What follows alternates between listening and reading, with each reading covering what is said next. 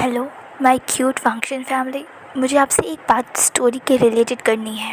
Actually इस story में हमारा विंग और वांगजी दोनों की एज गैप काफ़ी ज़्यादा है, करीब 15 साल का है। बट मुझे आप सबके एक डाउट को क्लियर करना है कि इन दोनों के बीच में जब तक ये दोनों अडल्ट नहीं हो जाते कुछ भी नहीं होगा।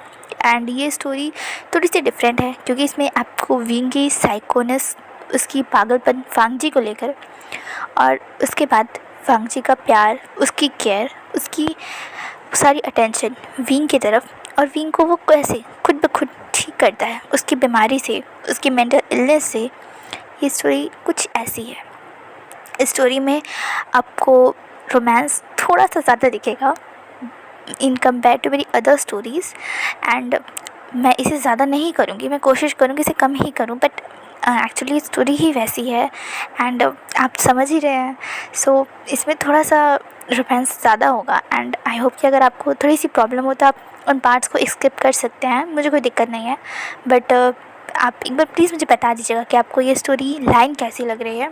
मुझे पता है कि आपको ये स्टोरी अच्छी लग रही है एंड आप लोग ओके हो इससे कि नहीं, आप प्लीज़ एक बार ये भी बता दीजिएगा। एंड अगर आपको कुछ और ऐड करवाना है, कोई चीज़, कोई स्टोरी, कोई सस्पेंस, तो प्लीज़ मुझे बता सकते हैं। अगर वो पॉसिबल हुआ तो मैं उसे ऐड कर दूँगी। एंड सेकेंडली ये भी बात है कि विंग और वांगजी के बीच में एक तीसरा पर्सन नहीं आएगा, जो भी रहेंगे यही दोनों रहेंगे। तो आई होप कि मेरे सेकेंड एफएफ की तरह वहाँ पे जो भी कॉन्ट्रडिक्शन हुआ था, जो भी तमाशे मचे हुए थे, इस एफएफ में तो नहीं होंगे, मुझे उम्मीद है। क्योंकि मैं तीसरे पर्सन को लाऊंगी ही नहीं, क्योंकि अगर मैंने तीसरे पर्सन को लाया तो विंग उसको जान से मार डालेगा, क्योंकि विंग की साइकोनेस बहुत ज़्यादा है एंड वो टाइम के साथ बढ़ रही है। सो इसलिए थर्ड पर्सन की तो ज़रूरत ही नहीं है। एंड आई होप कि आपको ये स्टोरी मेरी बाकी स्टोरी से थोड़ी सी अलग लगे, डिफरेंट लगे एंड मुझे पसंद आए, मतलब आपको पसंद आए तो। एंड हाँ, एक और छोटी सी बात कि हालांकि व्यूज़ आ रहे हैं बट उतने व्यूज़ नहीं आ रहे जितने मेरे पहले वांगशन एफएफ पे आया करते थे। तो गाइस प्लीज़, अभी भी जिन्हें नहीं पता कि मैं आ चुकी हूँ, आपके सारे फ्रेंड्स, फैमिली मेम्बर्स या जो भी आपके कलीग्स इसे वॉच करते हैं, आप प्लीज़ उनके साथ एक बार शेयर कर दीजिए इसे एंड उन्हें बता दीजिए कि मैं आ गई हूँ। एंड उन्हें सजेस्ट करिए कि एक बार मेरी एफएफ को सुन ले। एंड अगर उन्हें पसंद ना आए तो वो छोड़ सकते हैं, मुझे कोई दिक्कत नहीं है, बट एटलीस्ट वो सुन सकते हैं। एक बार सुन के ही देख ले कि उन्हें पसंद आ रही है ये एफएफ की नहीं। एंड हाँ, अगर कोई चेंजेस करने हैं, कोई बदलाव करने हैं तो आप बता सकते हैं। मैं उनके एजेस में तो कुछ नहीं कर सकती, बट हाँ, मैं उनके थोड़े से रोमांस को शायद मैं कम कर दूँ, कोशिश करूँगी। सो बहुत बकवास हो गई एंड ये ज़रूरी बात भी था। एंड सो अब हम अपना पार्ट स्टार्ट करते हैं। हमारा सीन शिफ्ट होता है और हमें वांगजी के पास दिखाया जाता है। वांगजी बहुत ही पीसफुली आराम से बेड पे सो रहा था। उसके फॉरहेड पर, उसके हाथों में उसकी पट्टियाँ अभी भी लगी हुई थी। वांगजी जिसका बहुत ही बुरी तरीके से एक्सीडेंट हुआ था, बट ई ने उसे बचा लिया था। एंड इसके चक्कर में ई और म्यावा दोनों की ही जान चली गई थी, बट वांगजी वहाँ सेफ था। वांगजी को तुरंत ही वहाँ से रेस्क्यू कर लिया गया था, बट वो दोनों उस एक्सीडेंट में नहीं बच पाए थे। वांगजी जो कि अभी आराम से सो रहा था, उसके फॉरहेड पर पसीना आने लगता है। विंग जो भी जस्ट बात लेकर आया था, फ्रेश होकर आया था, जिसने अभी सिर्फ एक बात रोब पहना है, वो आता है वांगजी के पास और वो देख रहा है कि वांगजी के फॉरहेड से पसीना आ रहा है। वांगजी थोड़ा सा काँप रहा है, कुछ मम्मल कर रहा है। विंग एसी के टेम्परेचर को देखता है जो कि ऑलरेडी बहुत लो था, जिसमें पसीना आना तो मुमकिन ही नहीं था, जिसकी और तब भी वांगजी के फॉरहेड पे स्वेट आ रहा था। ये देखकर विंग घबरा जाता है। विंग उसके पास तुरंत आता है, तब वो वांगजी को हिलाते हुए कहता है, बेबी बेबी क्या हुआ? हाँ, वांगजी तुरंत ही पैनिक करने लगता है। वो चीखने लगता है, मामा नहीं, मामा नो नो नो, मामा म्यावा, मामा। और वो चीख कर तुरंत ही उठ जाता है। वो देखता है कि उसके पास ही उसके वी काका है। वो जल्दी से उन्हें हग कर लेता है और उसको उसके चेस्ट में अपने चेहरे को छुपाते हुए रोते हुए कहता है, वी काका, संजा संजा, मामा मामा ने संजा को प्रोटेक्ट करने में अपनी जान दे दी। संजा को उसको कभी माफ़ नहीं कर पाएगा वी काका। लंजा को प्रोटेक्ट करने में मैं हुआ और मम्मा ने लंजा बेबी कुछ नहीं हुआ, सब ठीक है ओके बेबी काम डाउन। देखो बेबी सच को नहीं बदला जा सकता, हम उसे केवल एक्सेप्ट कर सकते हैं ना, पर मम्मा बेबी हम कुछ नहीं कर सकते, आई एम सॉरी। अगर मेरा बस होता तो मैं सब कुछ पलट सकता, बट ऐसा नहीं कर सकता बेबी। पैसों से जितना भी हमारे पास पावर हो, पर हम किसी इंसान को वापस नहीं ला सकते ना। बेबी तुम्हें मम्मा हमेशा कहती थी ना कि तुम्हारे बाबा स्टार्स बन चुके हैं। हाँ तो तुम्हारी मम्मा भी तो वहीं होंगी ना, तो क्या मम्मा को हम देख सकते हैं स्टार्स में? हाँ क्यों नहीं, चले हम लोग छत पे चलते हैं, या हम लॉन में चले, गार्डन में। हाँ चले। भांजी नोट करता है और तब भांजी को विंग तुरंत उठा लेता है, तो विंग कहता है चले। भांजी कहता है गग्गू आपने कपड़े नहीं पहने हैं, आप कपड़े पहन लो, आपको ठंड लग जाएगी, तो ऐसे आप बाहर नहीं जा सकते। विंग कहता है हाँ और तब तुरंत ही वो वॉशरूम में जाता है, अपने कपड़े चेंज करता है, तुरंत ही एक नाइट क्लोथ्स पहनकर वो बाहर आता है, और तब लंजा को लेकर वो तुरंत ही गार्डन एरिया में आ जाता है। वांगजी के पास वांगजी को ज़मीन पे खड़ा कर देता है, एक चादर बिछा देता है वहीं, और तब वहाँ पर कांसे सरन और वी चांद से भी आ जाते हैं। वांगजी उन दोनों को देखता है और तब फिर वो सबको एक साथ वहीं पे वो सब लेट जाते हैं, और तब वो सब वहीं से स्टार्स देखने लगते हैं। और लंजा हैप्पीली सबको बता रहा था कि वो जो सबसे ब्राइटेस्ट स्टार चमक रहा है उसकी डैडा है, और उसके बगल में जो स्टार है उसकी मम्मा है, और उसके बगल में जो स्टार है वो उसकी म्याऊआ है। वो हैप्पीली सबको देखकर बातें कर रहा था, वो सब हैप्पी थे, बातें कर रहे थे, और विंग बस वांगजी को देख रहा था। वांगजी के चेहरे पे वो स्माइल को देख रहा था, और तब फिर वो स्टार्स को देखते हुए कहता है अपने मन में, वांगजी तुम्हारे आँखों में जिसने भी आंसू लाए हैं, जितने आंसू लाए हैं मैं उसे चुन चुन कर दूँगा, पर अभी नहीं। अभी वो इंसान बहुत ताकतवर है, अभी ठीक नहीं हालत है, अभी मुझे कुछ और करना है, मुझे अभी भी किसी और को प्रोटेक्ट करना है, और अगर अभी मैंने कुछ भी किया तो उसका टारगेट वो हो जाएंगे जो मैं नहीं चाहता। बेबी मैं तुमसे वादा करता हूँ, तुम्हारी आंखों में जितने भी आंसू उस इंसान ने दिए हैं, विंग उस चुन चुन कर उसका बदला लेगा। बस अभी वो इंसान बचा हुआ है क्योंकि अभी विंग कमज़ोर है, बट विंग हमेशा कमज़ोर नहीं रहेगा। विंग जिसके चेहरे पे गुस्सा था, वांगजी स्माइल करते हुए उसकी तरफ देखते हुए कहते गग्गा। विंग कहता है हाँ बेबी क्या हुआ? वांगजी पाउट कर लेता है, मुँह फुला के बैठ जाता है, और तब वो सीधी विंग के ऊपर आके बैठ जाता है उसकी टमी पे, और तब फिर उसे मारते हुए कहता है अब बहुत गंदे, अब लंजा की बात सुन क्यों रहे थे? वांगजी आपसे कुछ कह रहा था, हाँ आपकी हिम्मत कैसे हुई वांगजी को इग्नोर करने की? विंग कहता है हाँ बेबी कुछ क्या कह रहे थे ना बताओ। तब लंजा कहता है कि मैं कह रहा था कि लंजा को स्कूल जाना है, स्कूल वांगजी को जाना है। विंग हंसते हुए कहता है हाँ तो चले जाना, मैं मना कहाँ कर रहा हूँ, बट मैं वो स्कूल नहीं जाना चाहता। क्यों नहीं? उस स्कूल में मम्मा छोड़ने जाती थी और मम्मा लेने जाती थी, मुझे अच्छा नहीं लगेगा, इसीलिए दूसरे स्कूल जाना चाहता हूँ। विंग वांगजी की बात को समझता है, वांगजी की फीलिंग्स को समझने की कोशिश करता है, और तब फिर वो नोट करता है, और तब वो कहता है ठीक है तो क्यों ना वांगजी को कुछ दूसरे स्कूल में जो बहुत बड़ा हो उसमें भेजा जाए। वांगजी कहता है ठीक है, आपको जो ठीक लगे आप कर देना, और हाँ वांगजी के पास बहुत पैसे हैं, आप चाहो तो वांगजी के पैसे को यूज़ कर सकते हो, अब तो वांगजी के सब कुछ आपका है ना। विंग हंसते हुए उसकी टमी पे गिगल करने लगता है, उसे गुदगुदी करने लगता है। वांगजी हंसते हुए कहता है गगो क्या कर रहे हो? तब विंग उसे लेटा कर उसके ऊपर आ जाता है और कहता है अच्छा वांगजी के पास बहुत पैसे हैं और वांगजी का सब कुछ गगो का। वांगजी नोट करते हुए हंस रहा था, और तब विंग कहता है क्या तुम बड़े हो गए तब भी वांगजी का सब कुछ उसके वी गगो का हो सकता है? क्या तुम अपना सब कुछ मुझे दोगे वांगजी? वांगजी हंसते हुए कहता है हाँ गग्गो वांगजी तो आपका है ना, तो वांगजी का सब कुछ आपका हुआ। वो हंसते हुए अपनी टम्मी को पकड़ लेता है, और तब विंग उसे हक कर लेता है, और तब उसके कान में धीरे से कहता है माइन, तुम सिर्फ मेरे हो लंजा। लंजा हंसते हुए कहता है हाँ गग्गो मैं आपका ही हूँ। वो अभी भी हंस रहा था, उसके टम्मी में दर्द हो गया था, और तब बेजान से खांसी सर ये सब देख रहे थे। उन्हें समझ आ रहा था कि विंग का मतलब क्या है, बट उस बेबी वांग जी को तो कुछ समझ नहीं आ रहा था। आखिर 6 साल का बच्चा क्या ही समझेगा कि विंग एक्चुअली में उसके बातें क्या है, क्या उसका मतलब है। और तब विंग नॉर्मल होता है, अपने आप को शांत करता है, वांग जी के उस फेरोमोन्स को इनहेल करता है। और तब फिर विंग कहता है, वांग बेबी क्या तुमने अभी तक फेरोमोन्स को कंट्रोल करना नहीं सीखा? वांग जी कहता है, नहीं नहीं सीखा है, मम्मा ने सिखाया था, बट आपने इतना हंसा है ना कि वो बाहर आ गया। अच्छा ऐसा भी होता है क्या? हाँ वांग जी भी कच्चा है ना, बच्चा है, हाँ मतलब बच्चा है ना, इसीलिए वो कंट्रोल नहीं कर पाया। विंग हंसते हुए कहता है, अच्छा ठीक है चलो कोशिश करो कि अपनी फेरोमोन्स को ज़्यादा ना रिलीज़ किया करो बेबी, ये अच्छा नहीं है ना। ठीक है गग्गा। और हाँ तुम्हें याद है ना तुम सिर्फ गग्गा के हो, तो तुम्हें किसी और को तरफ नहीं देखना है। हाँ मतलब तुम सिर्फ अच्छे बच्चे बन के रहोगे, तुम बिल्कुल शैतानी नहीं करोगे। ठीक है गग्गा। वांग जी आपको बिल्कुल भी शिकायत का मौका नहीं देगा। वो शिकायत नहीं होता, शिकायत होता है। शिकायत?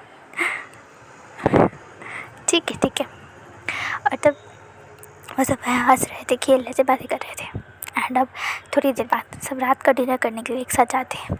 वांग जी अब कुछ नॉर्मल बिहेव कर रहा था। विंग के आने से काफ़ी हद तक वांग जी इम्प्रूव कर रहा था, उसकी मेंटल हेल्थ, उसकी सब कुछ बेटर हो रहा था।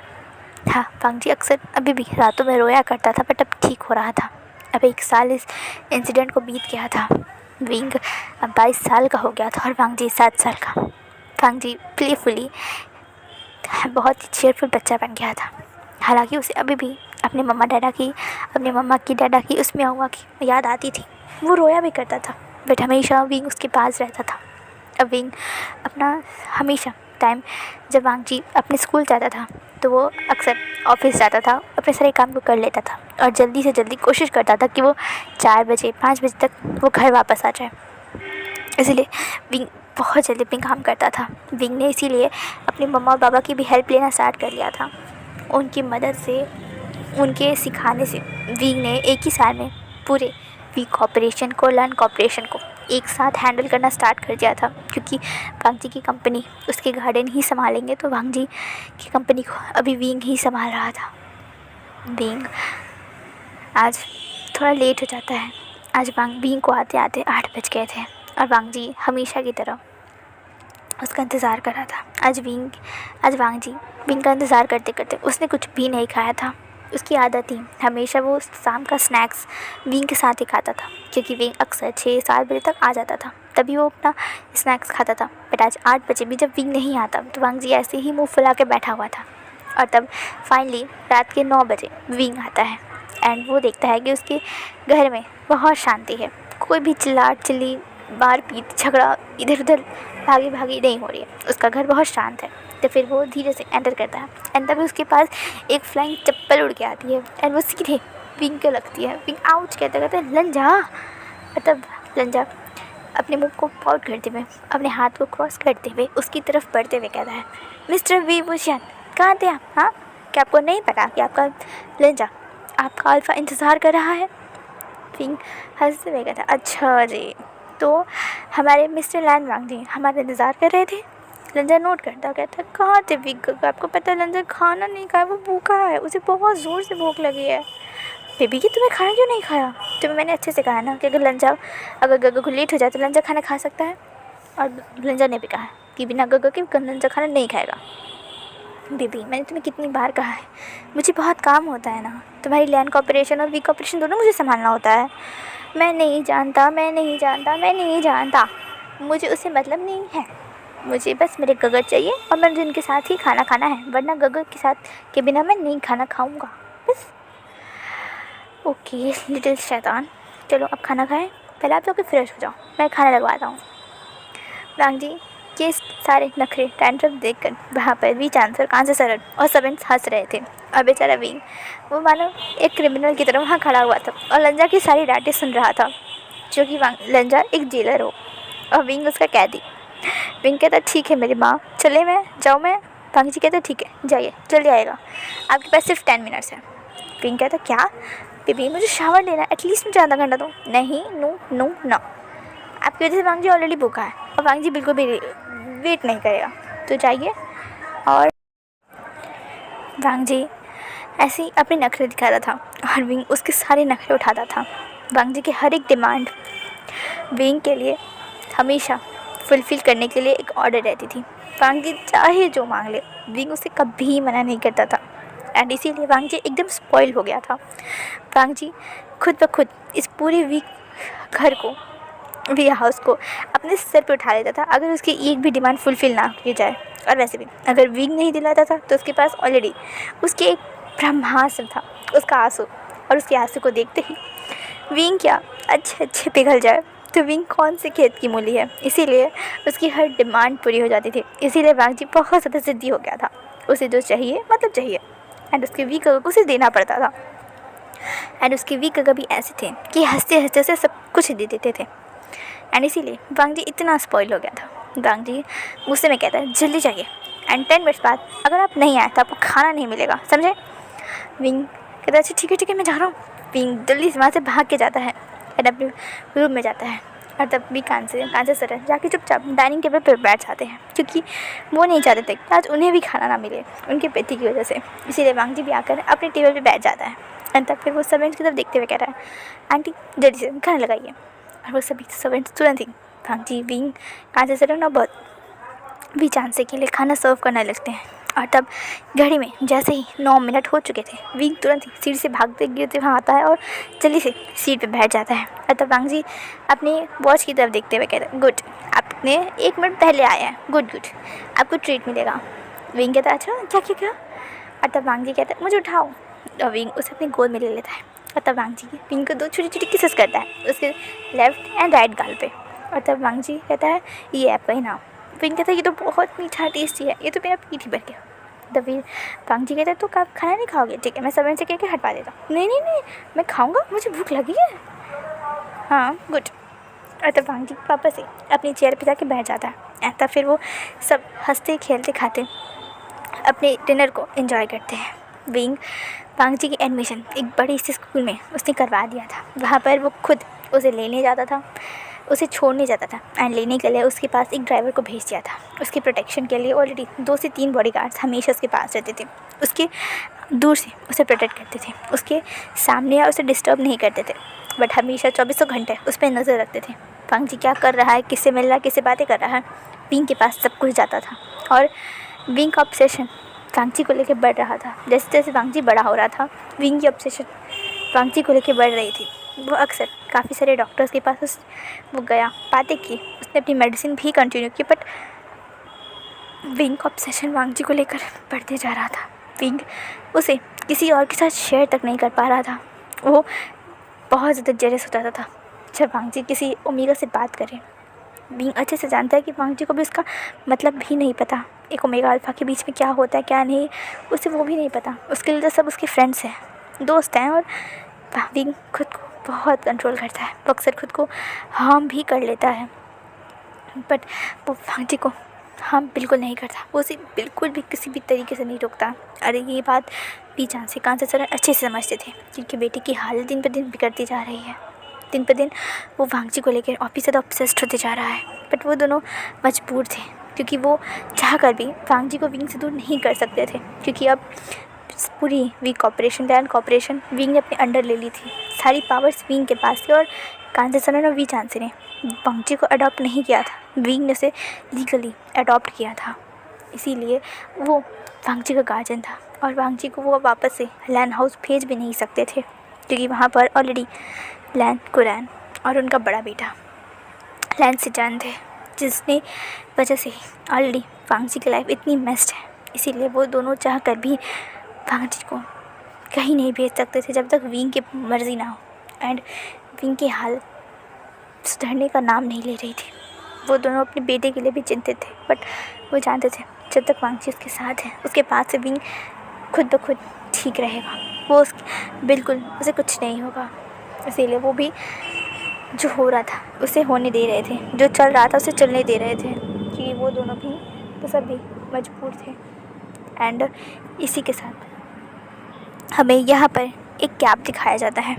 कुछ सालों और बीत जाते हैं एंड अब हमारा लैन वांग जी